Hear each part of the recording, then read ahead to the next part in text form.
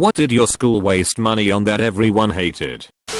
TVS. Like just random TVS in the hallway that showed slider shells and shit.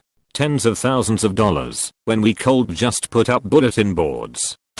So back when I was still in schools, we had a combined lunch of 7th and 8th, 9th, and 10th, and 11th and 12th graders sharing lunch times. The school thought it would be wise to spend a ton of money on fake mashed potatoes instead of actual mashed potatoes. This was a huge issue because the old mashed potatoes actually weren't that horrible, but some idiot helicopter mom thought her poor sissy was getting too many starches during school and raised hell. It was this unholy abomination combo of water and powdered, I don't know, something. The kids were understandably furious because they were forced to ingest this gruel that they wouldn't feed actual prisoners. Either way, it looked like mashed potatoes in a way, but it was slimy and would stick to the tables, floor, or sometimes walls. The school started to notice kids were taking spoonfuls of mashed potatoes and flinging it at the wall, making it stick. This ended up in a lot of kids getting in trouble. The janitorial staff, bless them, having to clean up a ton of what looked like Satan's cum dripping off the walls and ceilings. And finally a school-wide ban on eating mashed potatoes with spoons. Yeah, like we're going to eat mashed potatoes with forks like some basic bitch. We absolutely hated the school's decision, but for a few days it worked. Silence across the cafeteria, but there was a palpable anger for the rest of the administration. That's when it happened. I decided that enough was enough and the school needed to bring back the good mashed potatoes. I hatched a plan. With a few of the tables, we were going to all buy 3 to 4 cardboard bowls of this Newtonian concoction, and we were all going to have a huge food fight. Everyone was in on it. The school had to break out a backup 20-gallon drum of this sewer sludge and scoop it onto our plates. Kids buying this shit by the handful. We were gearing up, like it was our final march into the depths of hell, to return to Satan personally, his excess baby fluid. The attack was scheduled to begin with a simple battle cry. When the clock struck 12:01, I sounded the call to arms, with a bellowing, for mashed potatoes. I hurled the first onslaught directly into the air, like a scene from a movie. The potatoes flew across the air in slow motion. My aim was true. My trajectory lined up, as if it was fired from a cannon. I hit my mark, directly on the back of the vice principal. Before he could even turn around, it began. Screams of sheer terror by the janitorial staff as they dove behind trash bins, and Army crawled out of the door. Potato everywhere, an absolute bloodbath. We gave the intro to Saving Private Ryan a run for its money. It was pure chaos. Kids getting slammed in the face with this white mush, people ducking behind chairs, and under tables launching this gunk directly in the air without a target in sight, and yet still managing to find a mark each and every time. It was glorious. I was so proud as I stood there in the middle of it, arms raised out, gazing upon my hellish landscape. I'll never forget it. The stories of that day still get passed down from new student to new student. A day that would live in infamy. The Great Tattoo War of 2006. After having shitty computers that kept breaking down, the school received a grant. They could spend the money on whatever they wanted. They installed these fingerprint machines in the food halls so that you could top up an account with money. You would go to the machine with the money, scan your print, and then go to the food place and scan your print again to pay. This was because they claimed that it would stop kids bullying each other and stealing their money. You still had to bring the money in to put it on your account, so it made zero difference. We never did get new computers. We had chairs that you could sit on while you were waiting outside the classroom for class to start. People fucked around with the mallet, and they were trashed. So our awesome janitor volunteered to make new ones by himself to reduce costs, so the school funded the material cost. They were really nice, but they got fucked immediately, so the school ended up having to buy new ones anyway. We didn't deserve it. Our high school expanded by building another campus just off-site, rather than build a second school completely separate, which was needed. Our school had over 3,000 students. They built half of a school about a quarter-mile away. All new freshmen had courses in the second campus, but many sophomores and juniors had classes at both. You'd often see kids running from one end of campus to the other, because they had 8 minutes to go from one side to the other. Fuck you if you had to go to the bathroom, or stop at your locker. Oh, and it was atop a hill, so it wasn't just a casual stroll to the other campus. It was a hike. Administrators tried to give students a little extra time, but as you can imagine, high school kids took advantage of that and would show up to class 20 minutes late every day, so they cut that out. The school enacted a policy where, if you had 3 tardies in a week, you got lunch detention. After 3 lunch detentions over any period of time, you got Saturday detention, which was 6 hours sitting in the gym on Saturday with a pissed off teacher trying to keep everyone quiet. What they should have done was keep the separate campus to freshmen only. It was big enough to contain the 700 to 800 freshmen at our school, but they fucked it up. Our physics teacher. He clearly knew nothing about what he was talking about, so over his career he developed 3 distinct techniques to make it seem like he wasn't a failure. Mr. P. 1. He would use the word govern as much as possible, as in the frequency of a swinging pendulum is governed by the mass of the object swinging. The thing is, he would say it as if it were a word that nobody else knew how to use. He'd put a particular emphasis on it and look you straight in the eye as he said it. Governed. 2. He would always look for an excuse to tell you about his old Ford that would rattle when he reached a particular speed. That, he would always say, was the resonant frequency of my Ford. And of course it's a great example, but it was the only real life example he could ever give of anything he taught us. 3. If those 2 techniques failed to convince us of his scientific prowess, he would change the subject to his failed career in football. It all boiled down to a single calf injury that, according to him, ended his career as a professional footballer before it had begun, that is. I got this. My school held some huge fundraiser to essentially extend the size of our school. They raised a lot of money and got one of our 3 main buildings built. They had a spare 100k left over, so they had 2 options. Buy air conditioning for the library and one of the other buildings, or buy one of the main execs of our school a new BMW Z3. They ended up buying the car for this bloke.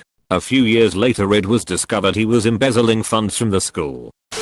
Worried about traffic on a main road through campus, they blocked it off and made it into a sort of concrete plaza. It had a lot of steps and railings, but nowhere to actually sit.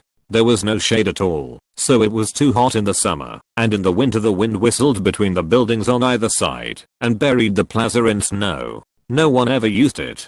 In fact, out of curiosity I just checked Google Maps and it's a road, again. Lol. Here's to every time I had to weave through the narrow back roads between buildings to get from one side to the other. I was really looking forward to my second year of speech and debate too, which was competition debate. Class time was spent practicing for the 6 or small competitions we participated in. Small school, graduating class just shy of 100. A few weeks before the trimester started I was told I needed to adjust my schedule due to a class being dropped. The speech class had been removed due to budget. Our budget was only $200 and we already paid nearly every expense out of pocket. No chance to have a fundraiser, nothing. Just drop the class. That spring they started construction of our new $4 million gym. Our existing gym was structurally fine and never ran out of room for any occasion. This was the year after they spent close to $1 million classing up the football field. Fuck me for thinking academics was more important than sports. Go team.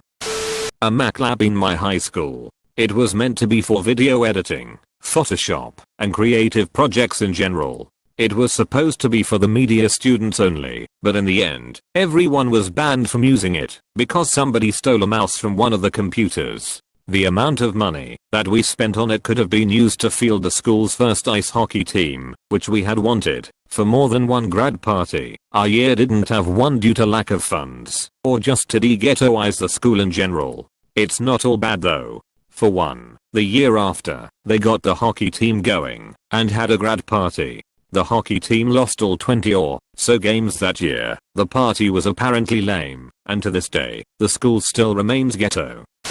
I'm sure that many of the schools mentioned here have indeed misused funds, but I feel that there's been something largely overlooked that's worth mentioning. It's incredibly common for a school, public elementary school, private research institution, or anything in between, to receive donations or grant money for very specific things. That money cannot legally be spent on anything else. If, For instance, a particularly pitifully funded school needs to purchase new textbooks for a classroom, but receives a large donation from a well-meaning local to build a shiny new pool facility. They must legally build a shiny new pool facility. It does not matter that the money was sorely needed elsewhere. The school's administration usually has no power to reappropriate funds.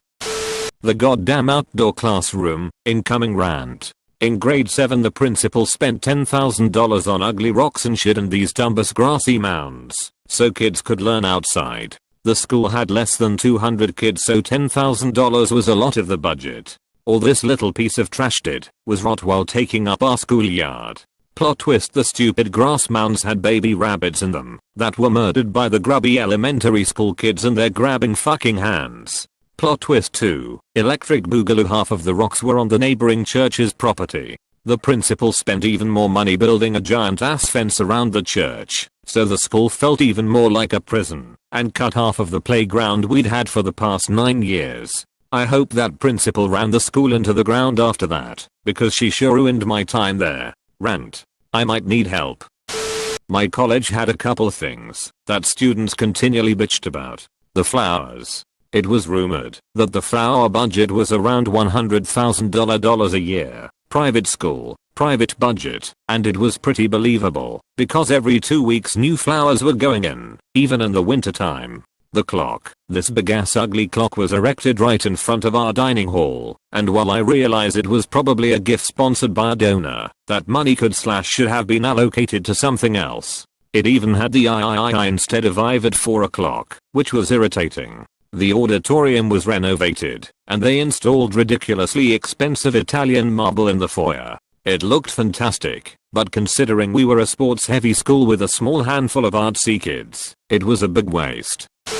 I'm in a small all-boys private school, and recently they employed a business manager who is on £45k and does nothing but buy unnecessary things. For instance, just last month he bought 80 iPad minis so that we can sign in when we arrive and leave school, which is totally not necessary and just a waste of time and money. I thought a business manager was there to budget and to manage the school's financial spending. If they get rid of him, they could be saving plenty.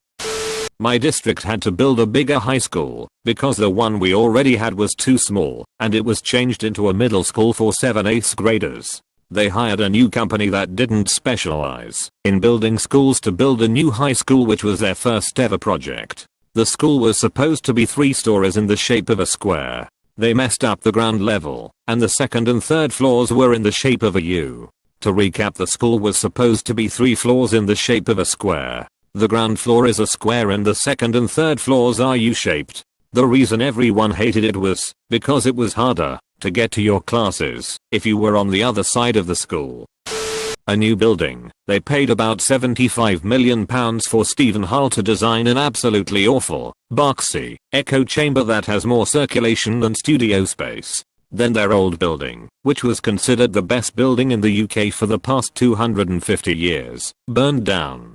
It's absolutely hilarious how much of a clusterfuck my university was, but that's what you get for going to art school, though I studied architecture. The entire school. My high school was originally incorporated and built in the 1950s and was built in the trend-setting open campus model. Every classroom led outdoors, and the gym/auditorium was a completely separate building. It was the school my father graduated from. By the time I got there in 2000, it was dripping with character, quite literally, from every faucet, hole in the ceiling, and geysers spurting up from the floor in the math wing. But fuck, did we love that school. We had complete run of it. Murals everywhere, freedom, encouragement, actually, to go outside between classes. We were encouraged to use the outside paths because the hallway was too crowded, and it was literally impossible to get to one end of the school to the other in the 6 minutes allotted between classes. Eat your lunch outside in the courtyard because there's not enough tables and seats in the cafeteria. But we owned that school. But looming behind was a $51 million, state-of-the-art facility that opened up my junior year. It really was beautiful. Olympic-sized pool, 4-court field house with indoor track, 32-inch TV in every classroom, brand new football field, etc., etc. And we hated it. We weren't allowed outside. There was a fully enclosed courtyard that we weren't allowed out in for security reasons. We weren't even allowed to have bottled water outside of the cafeteria for fear of messing up the brand new $51 million state-of-the-art facility. The custodians were actually instructed to go through classroom trash bins and report any food wrappers. I had a teacher who would take his home in his briefcase. My fellow class officers and I fought administration tooth and nail to be allowed to have our graduation on the football field, as had always been tradition, to deaf ears, because it would ruin the field. At the end of that first year, during the senior class night, they showed the senior documentary, and at one point, they showed footage of the old school, and all the students cheered, and then booed the next frame, when they showed the new school. My mom, who had actually served on the building committee, was livid at how ungrateful we were. But how do you explain that to us that knew both? The old school meant freedom, while the new school felt like a very fancy prison? In any case, it was only my class and the ones surrounding that ever knew. My sister and her class never knew any different, and fuck, the freshmen there now weren't even alive when the old school was still standing.